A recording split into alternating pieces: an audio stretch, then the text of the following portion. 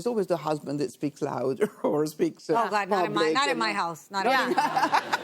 Well, speaking of He, though, you grew up around mainly women, Yeah. and you're still around mainly women now, right? It's very kind of powerful. Always. I'm always around women. I love women. How does that go for your son in your house? I know. People were like, oh my God, I grew up in a female household. I have 3 sisters. We have no brothers. I have 9 aunts. No, 2 uncles. So I grew up in a very feminist household, and then I got married and I had a son, and people were like, oh, how's that, being in a male household? I was like, oh no, they're in a female household still. He's a guest here. Yeah.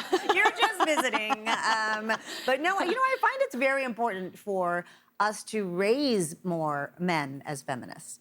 Like women. No, everybody always says, oh, I want my little girl to see this, or I want my little girl. I'm like, I want my little boy to see that. Both sides. Like, I think it's just as important. Yeah, because I'm part owner of Angel City Football Club, which is the female soccer team in LA. And it's like one of your many things. One of my many things. You sleep. No, but I take him to a lot of games, and so he always sees the women playing soccer. And then, like, the female World Cup was on, so he's only seen women play soccer. And we were in Europe, and we went to a game, and he goes, wait, boys can play this too? He had no idea. I was like, yes, they're allowed. Yes, we invited them. We allowed them to play too. But how different of a world they're growing up in than when we grew up in. I don't remember seeing female soccer players when I was a little girl. No. Like, I was definitely the oddball out on the team. Yeah. No, I don't. Yeah. No, I don't remember that. That's kind of cool, though. That's progressive. I like that. So wait, you've also produced a ton of films because you have every job in the world. How do you pick? Because I know so many things have to come across your desk, and they come across their desk in general. Just when you're in the limelight, people want you to be part of things or whatever. Yeah. How do you pick? How does it? I don't like to put my name on just anything. So of course. I have to really believe in it. I like to produce with purpose. So, like, what is this movie going to say? What is it going to do? What is it going to teach? Kind of like hiding the broccoli in the ice cream. You know what I mean? Yeah. Like, I want it to be entertaining and I want it to be good, but I always like movies and TV shows with a message. Yeah. Thought-provoking. And if it's by a woman or by a Latino, I'm like, I lean in immediately because I want to help women specifically get behind the camera. I want to help female storytellers, female directors, because we don't have enough opportunity for such talented women in our industry. Yeah, and that perspective. Yeah, Yeah. Absolutely. Well, there's a story going around, and I love the John Wick films, and I hear that you saved John Wick, like, before it even came. What is this story? I heard. Yeah, it's 10 years old, John Wick. I love all of them. So thank you for saving You're it. welcome. Yes. Yeah. So no, you know what's so funny? This story just popped off. Like, everybody keeps calling me and talking about it, and I was like, oh yeah. I invested in John Wick in the first one. Yeah, but they lost the financing, I hear, and like maybe you weren't going to be able to do it. Yeah. And then you stepped in and you were like, I'll do it. Bam! and then you saved it, and then we got John Wick. I'm very happy. Because that's a gamble. Like, you don't know if something's gonna hit. No, you don't know. So when you put that much money down, you don't know if you're gonna see that return. No, and I was like, I'm sorry, what's the risk? And what's the, I ask a lot of questions. But I will say it was David Leitch and Chad who wrote and created it, and that were so passionate about what the vision of John Wick was going to be, and they had put in their 10,000 hours. These guys have worked their entire life in the industry, and this was going to be their big shot to finally be in the director's chair. Yeah. And I was like, I want to invest in you. Like, I like to invest in people and their ideas, not in things, but like if I think you're going to pull it off, and I knew those guys would pull it off.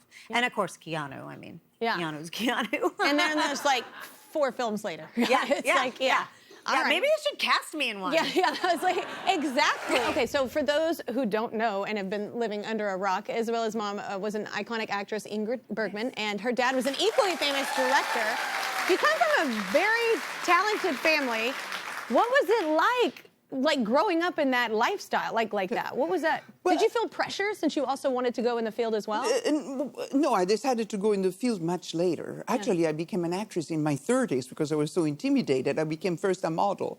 And then modeling was actually Richard Avedon that said, but modeling is very similar to acting. It's like a silent movie star. You don't have dialogues, but you still have to show emotion, because I'm photographing emotion. I'm not photographing a beautiful nose. That's not enough. Yeah. So, that's why I said, well, maybe he's right, because I loved modeling. So Yeah. then, but it was only in my 30s that I became an actress.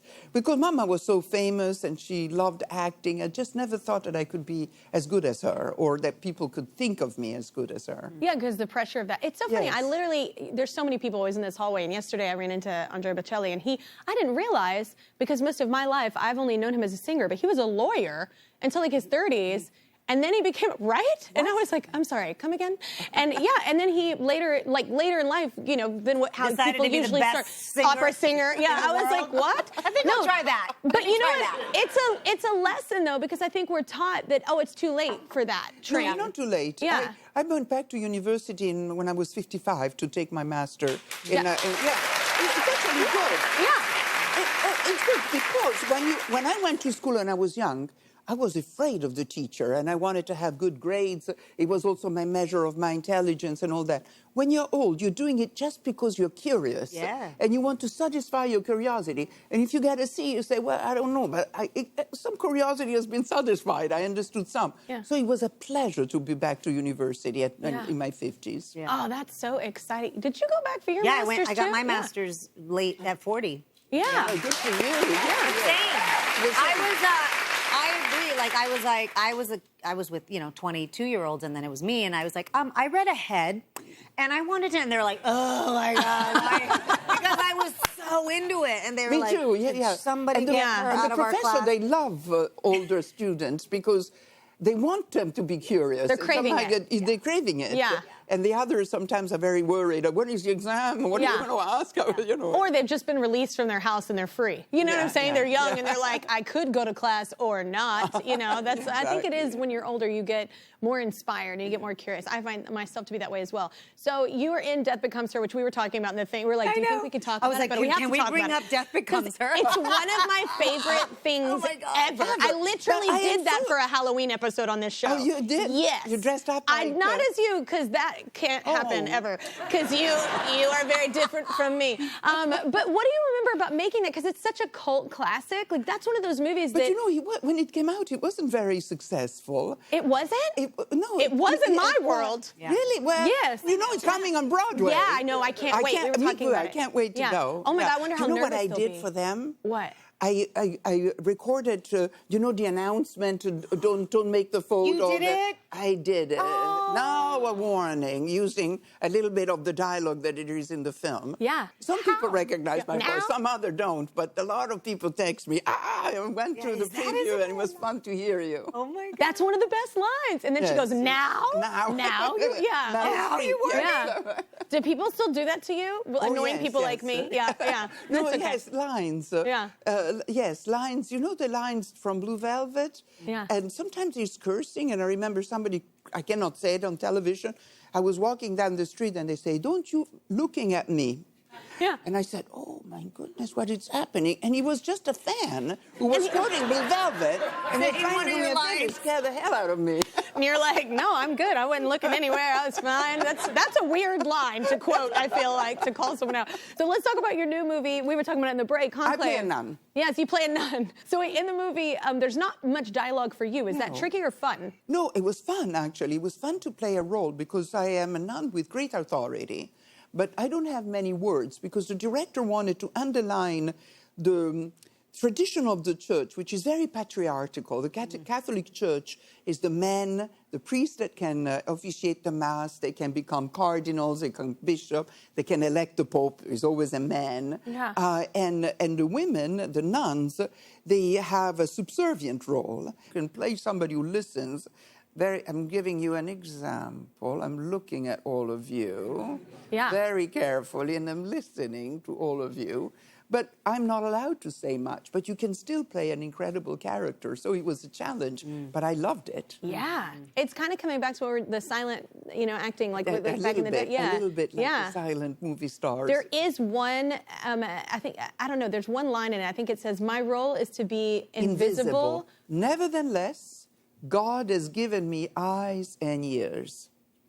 It's and the then best I line. say one sentence, and bang, you know. It's like you It's don't need to say cardinal. any line but that the whole That film. It's because there's so much in that one sentence. Like Yes, it's so much. powerful. Yeah. So powerful. What a But you cool know, role. I think that a little bit is true of all women's, because you know, in the church is a very patriarchal declared, you know, they chose that. But everybody has a little bit, you know, in the female world, has a little bit of, you know, you don't have, you know, it's always the husband that speaks louder or speaks. Oh God, not in my house. Not in my house. Yeah. No, it is. Yeah, because We you all grew have up a around a little lot bit of of- women, though. Yeah. So if you Women don't. are the loudest, but I know Yeah. what you mean. Yeah, that we carry that in life in society. We carried it like life. So we have it all a little bit. Great authorities without too much blah, blah, blah, blah, blah, sometimes, you know. I think I hit 40 and I lost my mind with my friends once. I was just venting and I think I hit 40 and I went, you know what I'm done doing? Acting dumb. I was like, I'm tired of acting like, oh, I don't know, maybe it's and it's like, no, I know. And I'm so like, I've been trained to go, I agree. oh no, make it look I- like it's their I noticed idea that or make once it. of me. Yeah. I was talking for an interview, you know, but it was something done for the cosmetic line that I'm representing, and I was talking like that, and then in between the scene, and I saw this, and I said, oh, look how there's a persona for public, and there is a real person that talks like, no, I don't want to do that, I would like to do that. Yeah. And that was so telling when I saw this. Yeah. We're all trained to be feminine and a little bit. Yeah. Not Sister Agnes. Yeah. Okay, They're next mocking photo. me. Okay, Are you trying, is this, what? that's it's the side view of a Proud television. of how you hung something or? I think we were trying to figure out how far the TV comes out from the wall, maybe. So I took a photo, and again, when I took this photo, I had no idea it would end up so good. Yeah. Or that maybe you should invest in a tape measure. That's actually a Just to very see how good far. idea. Rather than taking a photo and sending it to my wife Yeah, and and be like, saying, how here far you do go. you think this yeah. is Yeah. from the wall? If you were here, how many inches do you think this might be? It's like it's at the fair. How many marbles are in the That's jar? right, that's Exactly. right. If I you like can guess how many inches the TV is away Yeah. from the wall, you win, I don't know, yeah. another TV. Okay, wait. So here's another one. Finally we have one last one. Oh, yeah. Oh, this is my favorite one. Oh, Where good. are you? I'm glad. This is in Idaho. It's a moose. It's a moose. Well, this is a moose. Yeah. Yeah. And well, you kind of stole my thunder there Well, by just telling everyone that's a moose. well, because I can't tell what that It was is. a moose. What? No one knew that was a You moose. didn't know it was a moose. You know it was a moose. Oh, Really? There wasn't You didn't a think that may have been spoiler a alert. horse? No, the face and head of a moose, and in the back, how it humps like a camel. Yeah, no, Sure. that's a different vibe. Yeah, clearly it's Okay, a moose. but wait, the water is beautiful too. Where are you? We're in Idaho. Oh, you said that, Idaho. But we were on the. Idaho's beautiful. It's beautiful. Yeah. Yes. Jimmy Kimmel generously has a bunch of friends out every summer, and we go and go fly fishing, and it's Okay. fantastic. And we saw this moose, and I took a picture of it. And then the other day, when I was looking through my photos, I was like, why take this picture? Why not? Well, It's a cool moose. It's a cool moose. All moose are cool, but you can just look at great photos of moose. But of not a- of when you were there and saw it in Meese? person. Meese. What's it? Mooses. Moose. Moose. You're good. Kelly's like, Are you "Let me on a help you boat? out." Or are you across the way from it? I was on a boat, You're on yeah, a in boat, okay. Idaho. I'm on a boat. So, Carmen Sandiego, where were That's you? right. Yeah. That's right. Yeah. So you can. There's lots of wonderful photos of mooses in the world. Why do we need this one? I think because it's special because you saw it in person. I think that's cool. They're beautiful. They're cool. And they're bashful. They're like hiding in the bushes. I've been chased by one. You have not. In Alaska. Really? I was on a bike and I didn't know I got in between. It was me and another girl and we got in between the mom. We didn't see them. But somehow on the path we got in between the baby and the mom. Yeah. And boy. They are big. First of all, I had just met this girl and I was like, bye bitch. I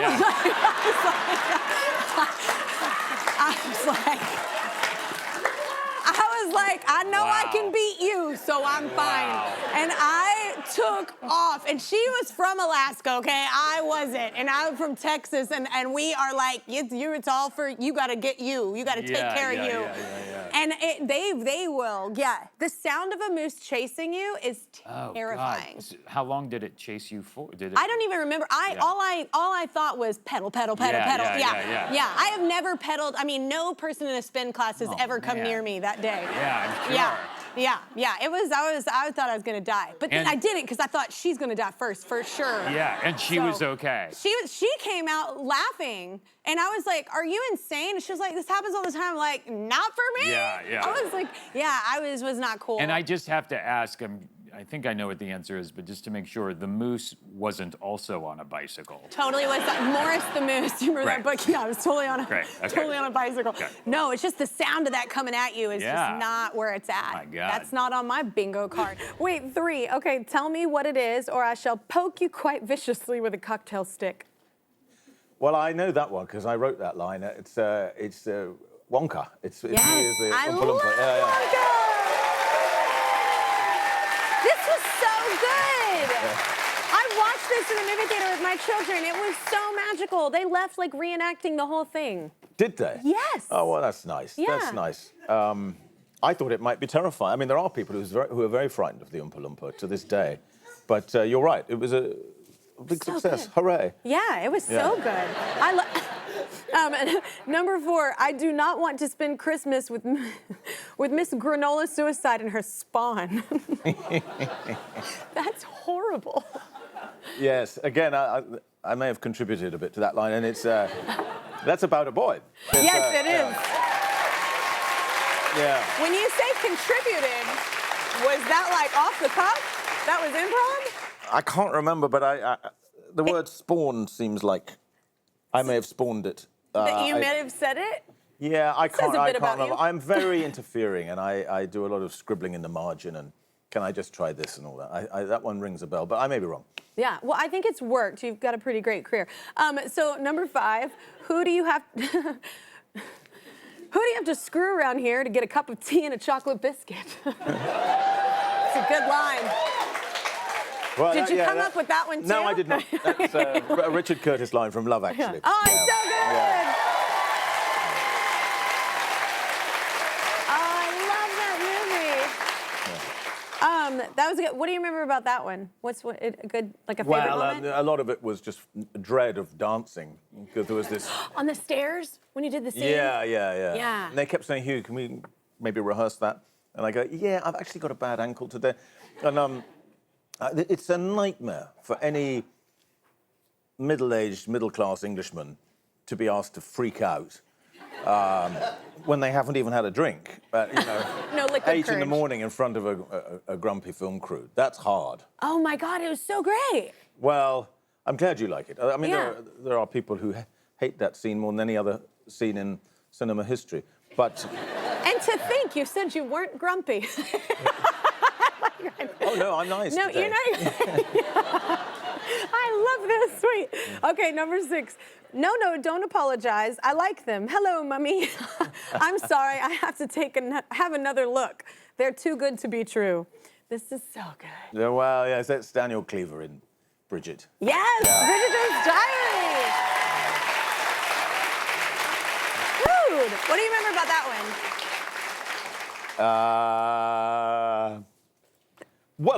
So wrong.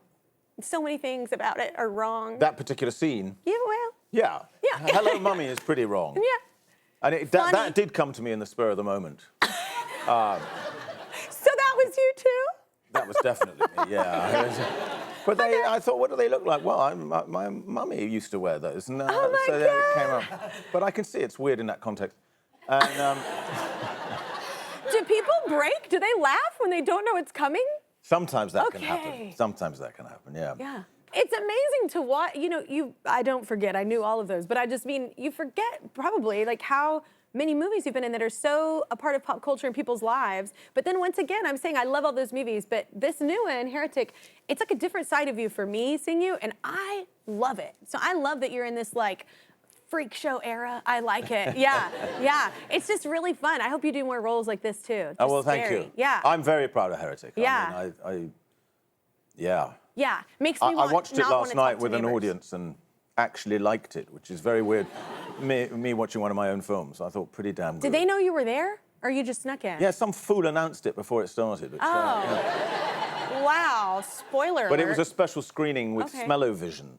So there's a bit, you know, in the film where there's a smell of blueberry pie. It's Yes. a rather important plot thing. Yes. Anyway, the distributors decided it would be fun to have a bunch of screenings where, at that moment, real blueberry pie smell comes into the room. Yeah.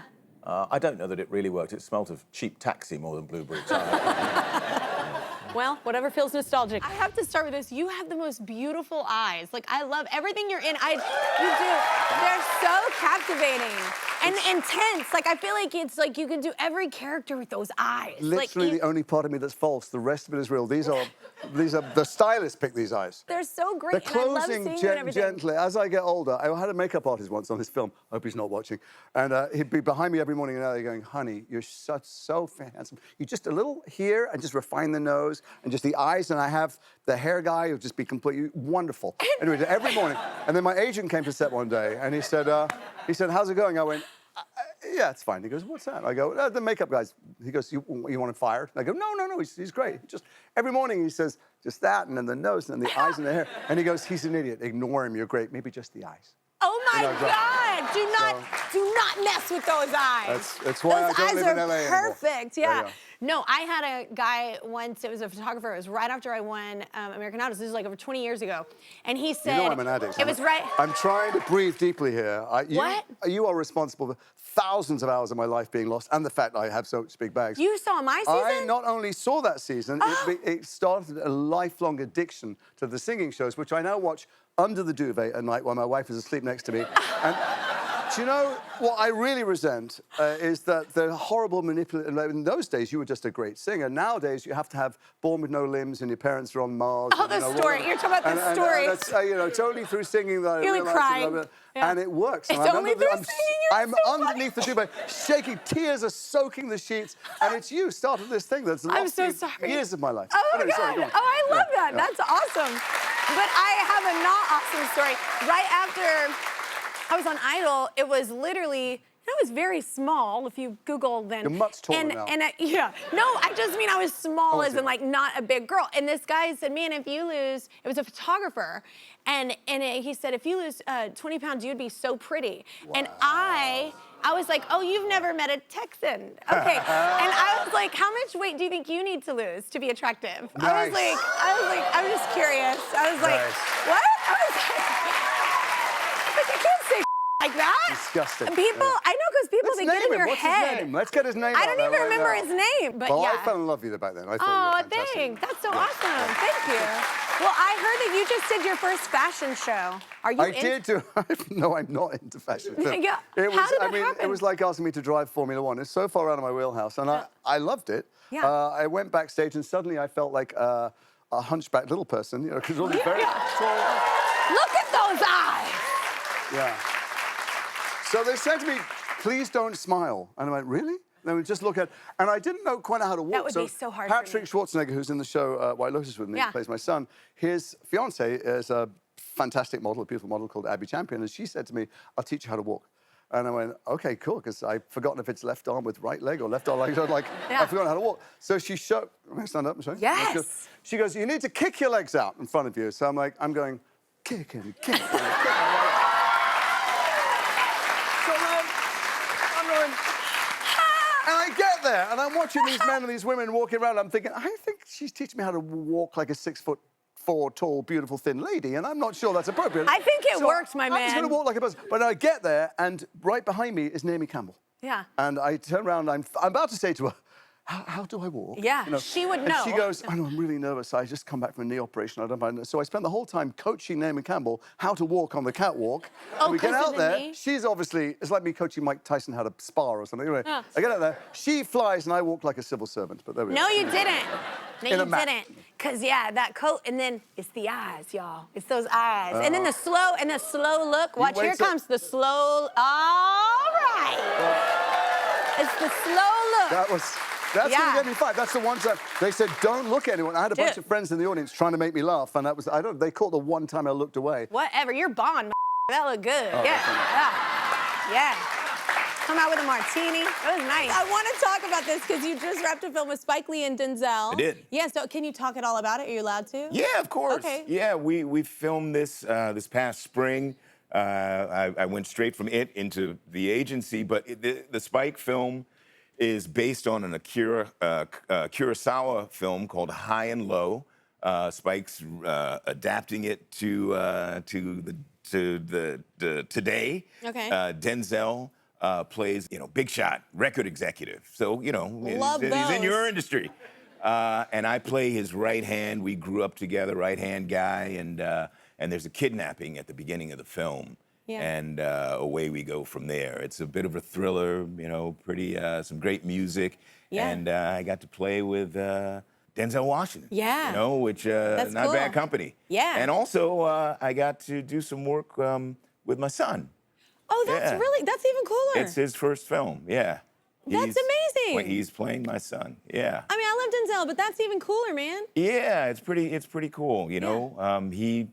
He actually read with Denzel for the part. I didn't even know he was going in. He read with Denzel for the part.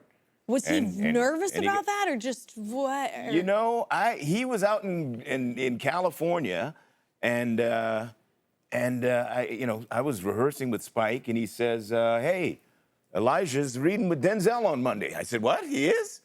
I said, "Okay." And so he reads with him, and I get a call. I'm assuming it's the time, near the audition, and I get a call on my phone, and Denzel says, "Hey, man, you know what? I don't think it's going to work out.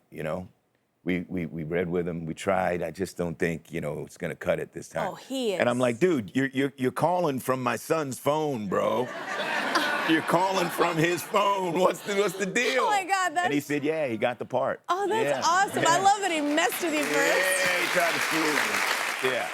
Do you remember the first time that you met Spike when y'all started working together? Do you remember The that? first time I met Spike, I moved to New York in the late 80s, and, this is, Mo Better Blues days. Yeah. And just after Spike's first movie, actually, which was She's Gotta Have It, but he was filming, or just finished filming Mo Better Blues, I think, when I, shortly around the time I moved here, and a friend of mine was working with him, and he had a party out in Brooklyn. Spike has great parties. I was like, what was that like? Great Yeah. party. So I went out to this thing, and that was the rap party for the film we just finished. That's Spike holding it Man, down. we need to really work on our rap party, Yeah, guys. yeah. Like, that's But yeah. at this particular party, years ago, this place out in Brooklyn, we go there, party's jumping, dance floor, everybody's grooving. And I'm doing my thing, and I look over, and there's Eddie Murphy. Oh. Eddie Murphy standing on next to the dance floor like this. Not taking it. And I kind of groove over to him, and I say, "Hey, the man." It's from his his album, and he did like this. That was it. And you're Nothing. like- He gave me nothing. Slowly, you're just like, He all right, man, yeah, all let me right, man, just- And he had these two big, like security guys, tall as trees next to him. I said, "Yeah, let me get on out of here." Oh my Yeah. God, that's awesome. It's almost better. Yeah. The story's almost better Yeah. than it would have gone the Yeah. other way.